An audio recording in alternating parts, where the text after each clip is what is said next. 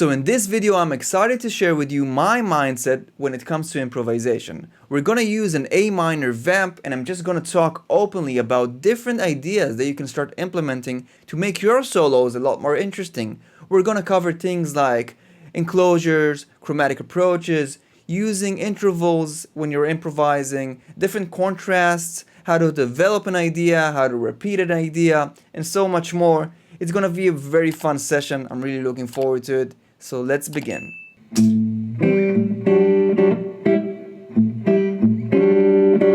If I start thinking about approaching the third, I can do something like this.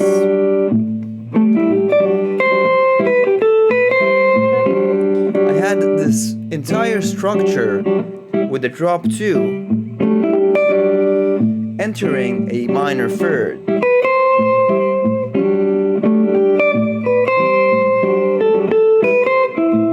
Now when I did this, I approached the 5th.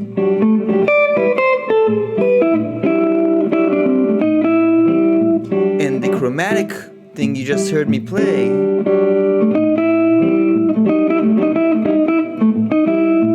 that's a flat 5. So that's a chromatic between the 4 and the 5.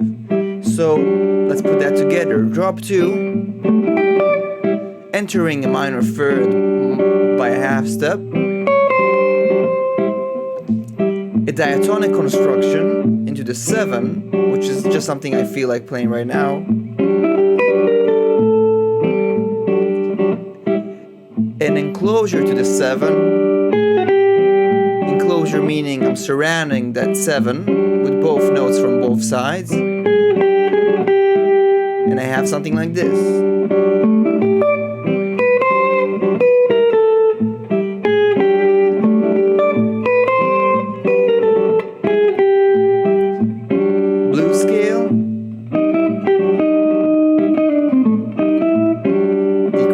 Between the 4 and the flat 5, and I have my jam.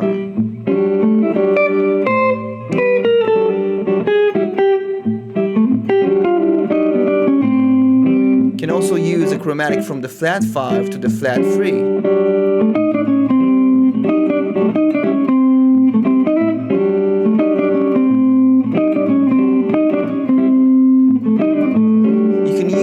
Repetition to emphasize what you're trying to say when you're playing something really gives the listener a chance to get hooked to your motive. I'm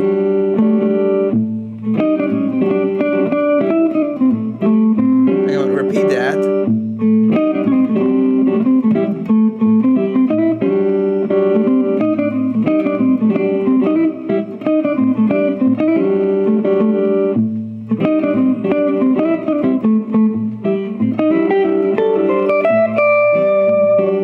This phrase was kind of building up, creating this kind of like movement, climaxing up, right?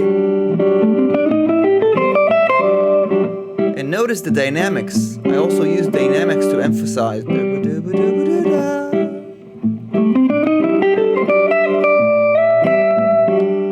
Now, it's very important to use dynamics when you're improvising. It really gives the listener a sense of movement and climax in your solo.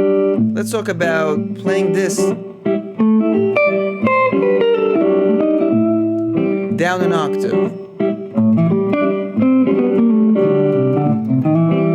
So now I have the same information to work with down an octave, and I have a bigger range to play with in my improvisation.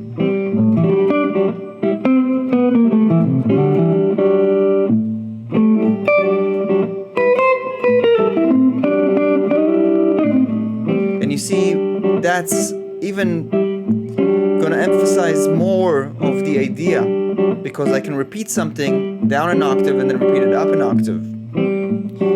Now I'm just gonna improvise using these materials so you can see how you can get so much with so little.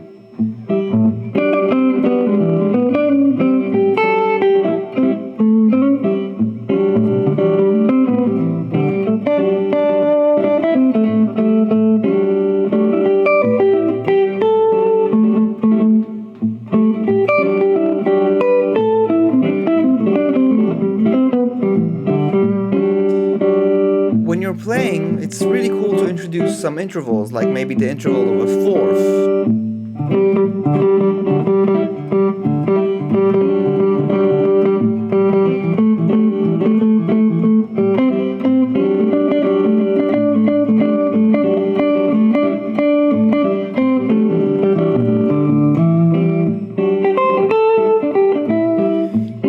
That I'm really treating those intervals like drums. I'm really kind of like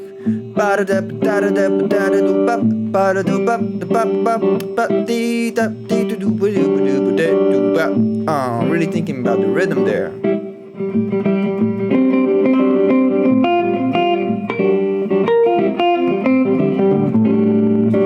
Now, to balance the intervals, fourth is more open. You can balance it with an interval that is smaller, like maybe a second, a minor second, a major second. I'm going to stay diatonic right now, so I have, and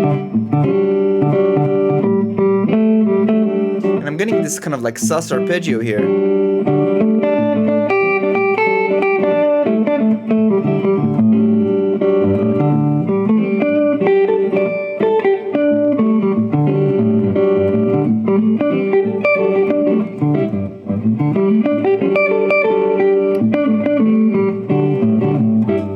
Again, I'm repeating my ideas in different octaves, so I'm getting more juice out of each idea. Let's play more with enclosures over here, so I can explain that.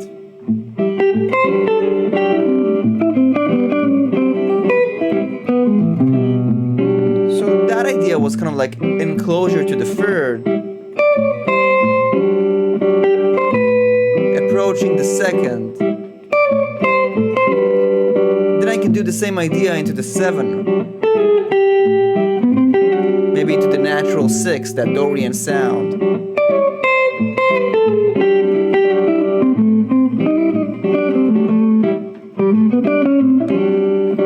Here's a nice chromatic from the 4 to the flat 3.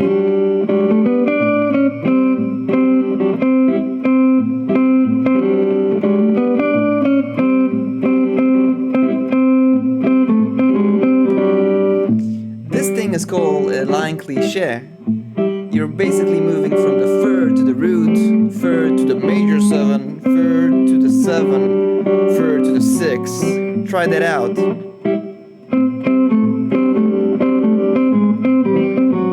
Again.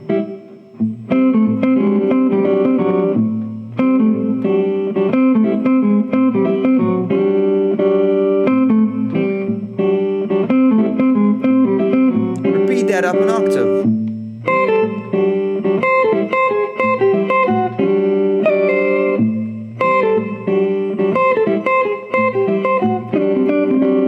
You could notice that I played that as an idea and then I kind of answered it. So that's another thing you can think about in improvisation, like this question and answer thing that is going on. You play one idea and then you respond to it. So in this case, my first idea was,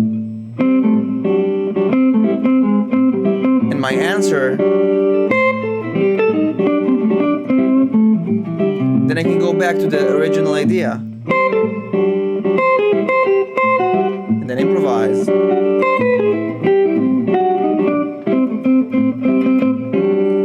Then I can switch to another idea, improvise.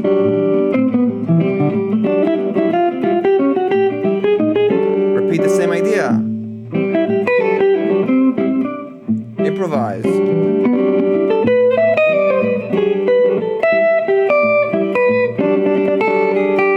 Then I can develop that tail.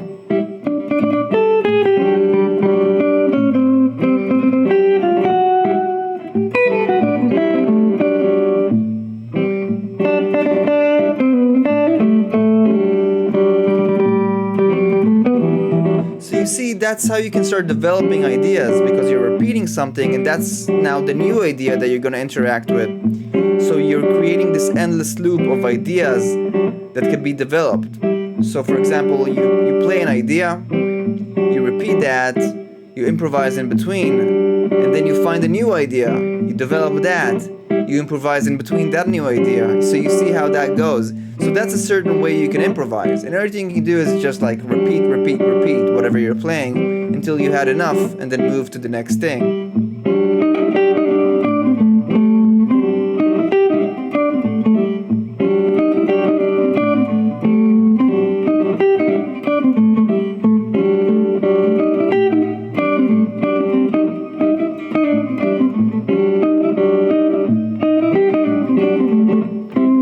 For example, then I move to another idea.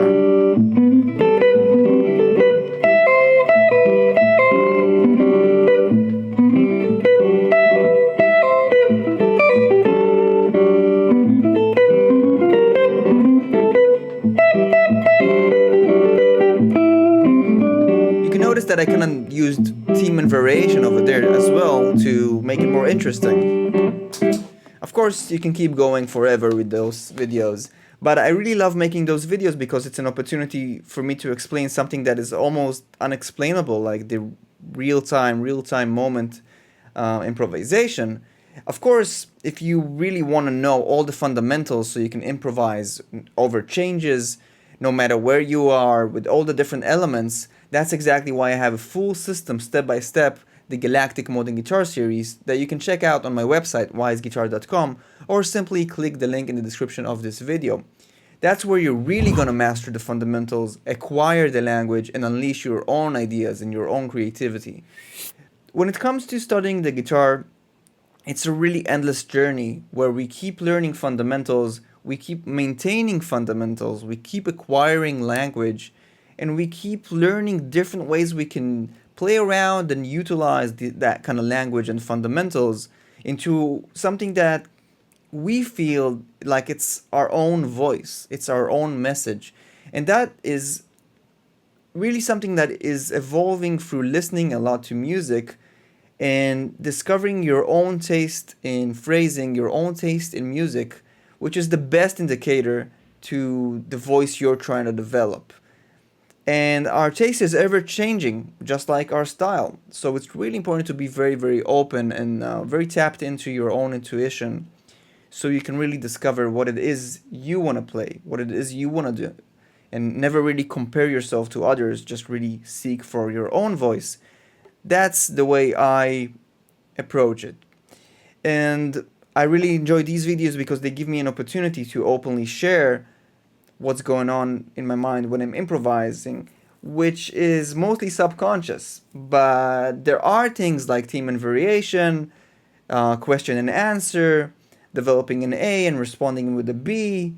There's all those techniques that really come from composition if you think about it, and later on really reflect into improvisation, which in a sense is kind of like real-time composing, right? It's like composing in the canvas is the time, the real time, and you're composing your ideas as you go. So anyway, I have more videos on this channel talking about improvisation. One of my favorite ones is this one over here. I think it was a really good session worth checking out.